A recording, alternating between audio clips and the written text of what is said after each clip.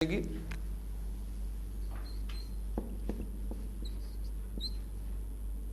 نیک مرد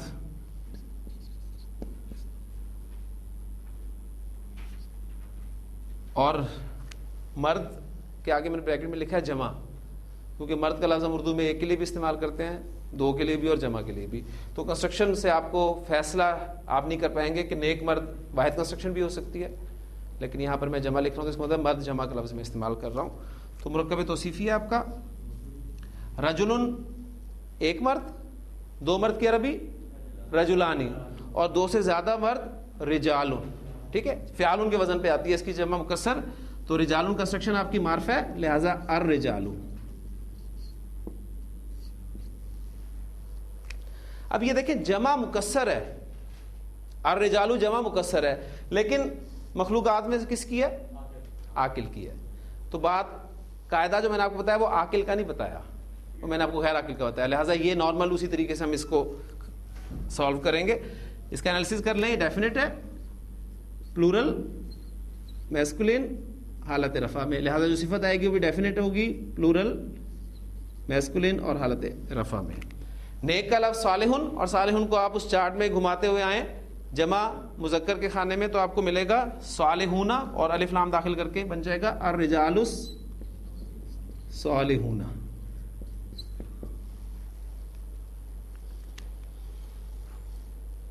اب کنسٹرکشن آپ کو دکھا رہا ہوں میں کچھ نئے کلم. نئے کلم اور کچھ لفظ بتا رہا ہے کہ کنسٹرکشن نکرہ ہے. کلم ایک کلم کے لیے عربی کلمن، دو کلم کے لیے کلمانی، واحد سے مثنیٰ بنانا وہ آپ کو آ گیا. اور دو سے زیادہ کلم کے لیے افعالن کے وزن پر کلم کی جمع آتی ہے اقلام.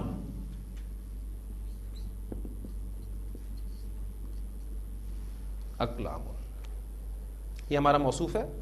اب یہ جمع مکسر ہے کس کی؟ غیر عاقل کی. لہذا اب جب آپ اس کی صفت استعمال کریں گے تو وہ واحد مؤنث استعمال کریں گے. ٹھیک، انالیسس آپ اس کا کریں گے تو یہ اگرچہ انڈیفینٹ پلورل مذکر حالت رفع میں ہے، لیکن صفت جب آپ اس کی لائیں گے تو واحد مؤنث لائیں گے. نئے کی عربی ہوتی ہے جدیدن،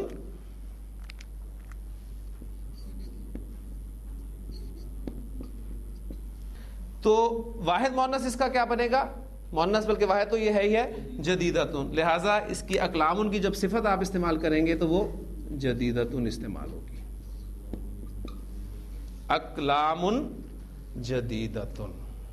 اور یہاں پر قاعدہ مرکب توصیفی کا جو ہم نے آج پڑھا ہے وہ یہی ہے کہ جب آپ کا موصوف غیر عاقل کی جمع مکسر ہو تو اس کی صفت عام طور پر واحد مؤنث آتی ہے.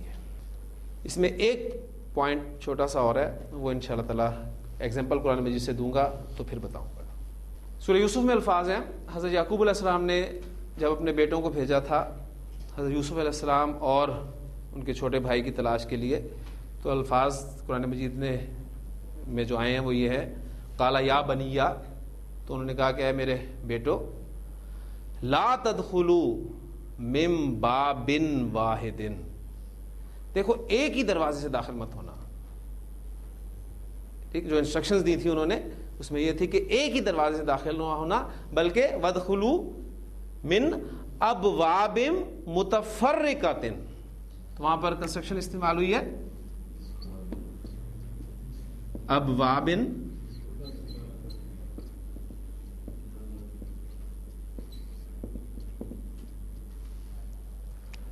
متفرقۃ.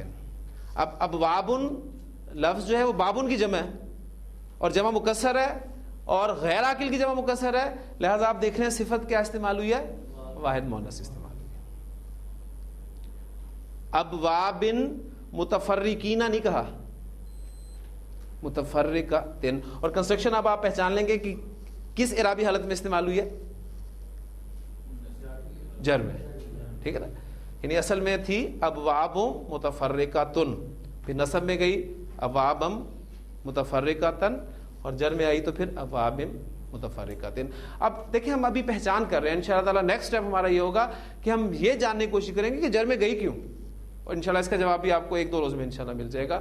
تو پھر آپ کے پاس سامنے انشاءاللہ قرآن مجید کا ایک بہت بڑا حصہ اور کھلے گا انشاءاللہ تعالیٰ. اب میں آپ کے سامنے سورۃ الغاشیہ کی کچھ آیات رکھ رہا ہوں, اس میں آپ نے ان دونوں باتوں کو سامنے رکھنا ہے, ایک عاقل غیر عاقل کی جمع مکسر کے حوالے سے بھی قاعدہ, اور ایک نارمل قاعدہ جو مرکب توصیفی ہمارا جس سے بنتا ہے. سورۃ الغاشیہ آپ نے پڑھنی شروع کی. هل اتاک حدیث الغاشیہ وجوہ یومئذ خاشعہ عاملۃ ناصبہ تصلی نارا حامیۃ.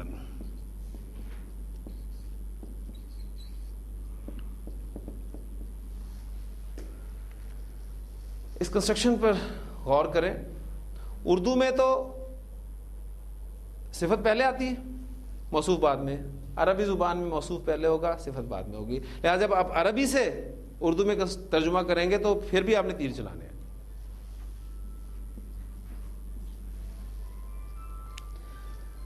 ترجمہ بعد میں رکھیں گے. پہلے آپ دیکھیں نارون, آگ کے لیے لفظ استعمال ہوتا ہے, یہ آپ کا مؤنث ورڈ ہے, لہٰذا اس کی صفت جو ہے وہ آپ دیکھ رہے ہیں کہ مؤنث استعمال ہوئی ہے, یعنی ایسی آگ جو بھڑکتی ہوئی ہوگی.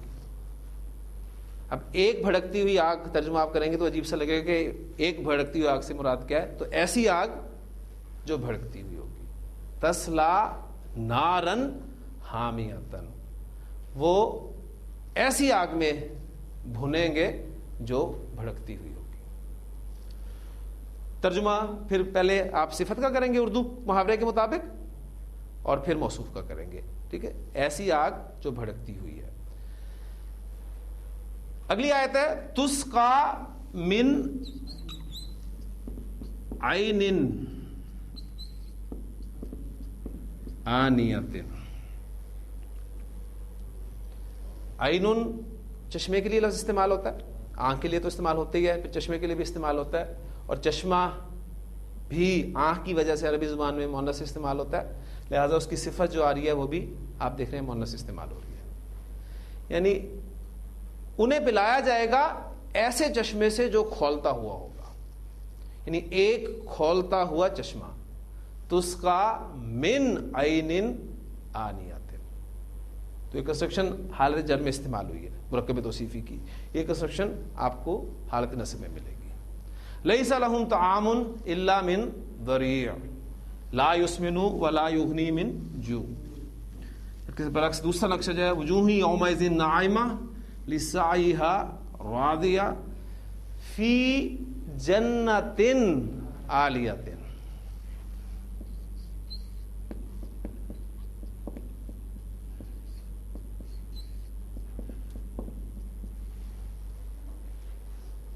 کہاں پر ہوں گے وہ؟ ایسے باغ میں ہوں گے جو عالی ہوگا, بلند ہوگا. ٹھیک, جنتن عالیتن. اب جنت آپ کا مؤنث ورڈ ہے, لہذا اس کی صفت جو ہے آپ دیکھیں گے کہ مؤنث استعمال ہوئی ہے. وہ جر میں ہے تو صفت بھی جر میں ہے, اسے نکرہ استعمال کیا گیا تو اسے بھی نکرہ استعمال کیا. تو مرکب توصیفی میں آپ کو اس ساری کی ساری چیزیں جو ہیں وہ پوری ملے گی. فیہا عین جاریۃ.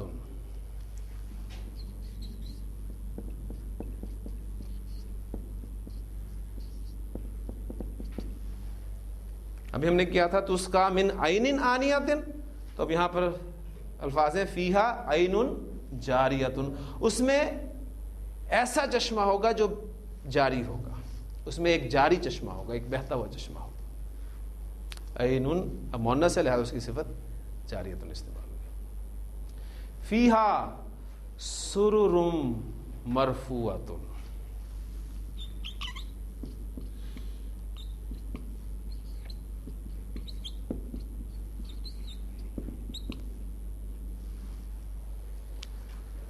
سرر وزن کوئی ذہن میں آتا ہے؟ ایک دو لفظ بولتا ہوں شاید آ جائے. کتب, رسل, فعل. فعل کا وزن ہے تو یہ جمع مکسر کا وزن ہے فعل. سریر اس کا واحد ہے, سریر.